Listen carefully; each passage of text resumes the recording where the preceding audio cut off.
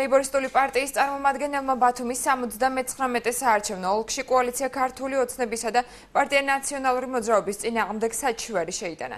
დავით ჯაფარიძე საარჩევნო სუბიექტების მიერ საარჩევნო კოდექსის 46 მუხლის დარღვევას აპროტესტებს. კანდიდატის თქმით, აღნიშნული მუხლი საარჩევნო სუბიექტებს ბილბორდებზე განთავსებული სააგიტაციო მასალის დამკვეთისა და შემსრულებლის მითითებას ავალდებულებს. თუმცა აღნიშნული პოლიტიკური სუბიექტების პლაკატებზე სავალდებულო ინფორმაცია არ მოიპოვება.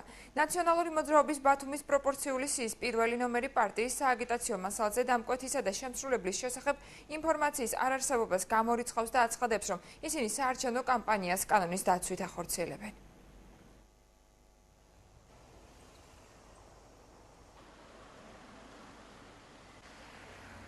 ორ საარჩევნო ბლოკს ქართულ ოცნებას და ნაციონალურ მოძრაობას კანონდარღვევით აქვს განთავსებული სააგიტაციო მასალა, ბილბორდები და პლაკატები, კერძოდ აღნიშნულ სააგიტაციო მასალაზე არ არის მითითებული ამ მასალის დამამზადებელი ორგანიზაციების რეკვიზიტები. საქართველოს საარჩევნო კოდექსის 46 მუხლის მე-6 ნაწილის თანახმად აღნიშნული სააგიტაციო მასალა ექვემდებარება დაუყოვნებლივ ჩამოხსნას. ის რაც ხდება ჩვენს ქალაქში არ არის ბუნებრივია კარგი.